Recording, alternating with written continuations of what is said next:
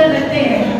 الحمدللہ میں ایک چھوٹا سا واقعہ بتانا چاہتی ہوں مختصر وقت میں سلطان صلاح الدین ایوبی کے بارے میں کہ ان کے دور میں غور کریں. ان کے دور میں یہ عالم آتا ہے اور وہ نوجوانوں کو خطبہ دیتا ہے, نوجوانوں کو سمجھاتا ہے, تعلیم دیتا ہے.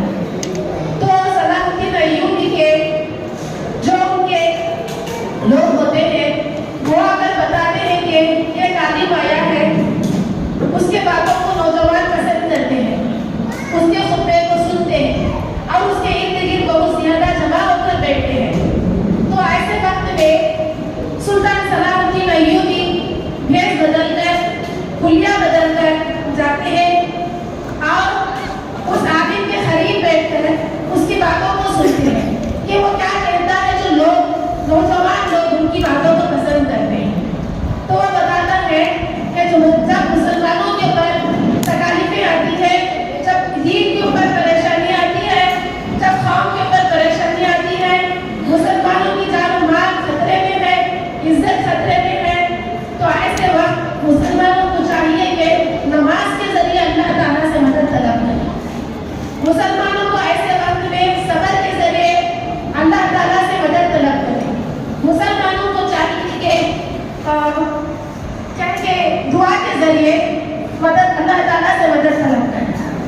تو حضرت سلطان صلاح الدین ایوبی جاتے ہیں اور بتاتے ہیں کہ جب یہ تمام چیزیں ہوتی ہیں تو وہ کیا کرتے ہیں کہ اس کا گردن کو اس کے گھر سے جدا کر دیتے ہیں. تمام نوجوان مسلمان سوال کرنے لگتے ہیں تو یہ تو نماز کی طرف بلاتا تھا, یہ تو ہمیں اس کے صبر اور کیا ہے کہ دعا کی ترغیب دیتا تھا, آپ اس سے قتل کیوں کر دیے؟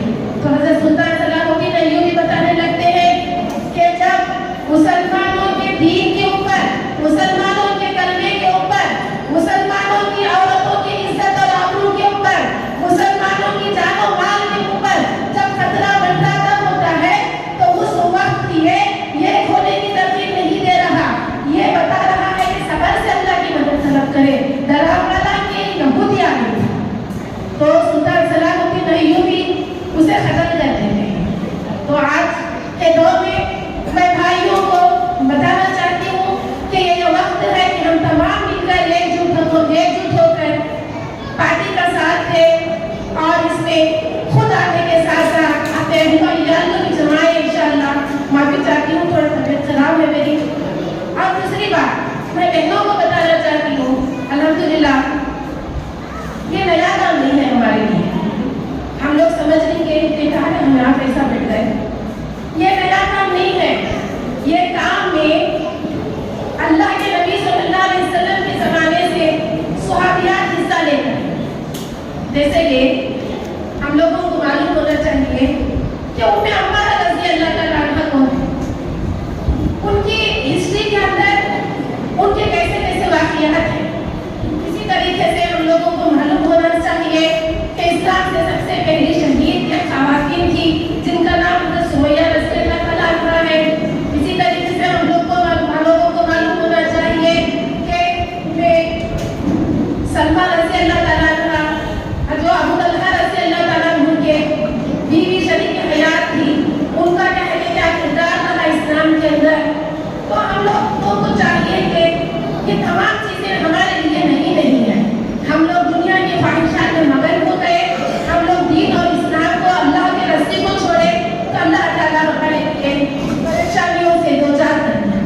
تو اللہ تعالیٰ سے ایک موقع ہے, ایک پلیٹ فارم ہے جس کے اوپر اس کے علاوہ کوئی دوسرا پلیٹ فارم نہیں ہے. یاد رکھیے یہ پلیٹ فارم کے اندر ہم خود کو بھی جمع ہونا ہے اور ہمارے گھر میں جتنے بھی بہنیں ہیں, ساس ہیں, نند ہیں, ماں ہے, بھابیاں ہیں, ان تمام کو اس کے اندر شرکت کرنے کی ضرورت ہے. چھوٹی سوچ کو ہمارے دماغوں سے نکالنے کی ضرورت ہے. آج تک مسلمان اپنے بارے میں سوچ کر آج ماحول اور معاشرے کے اندر اتنا بگاڑ پیدا ہوا ہے, ہم اس کی ذمہ داری خود ہم ہیں.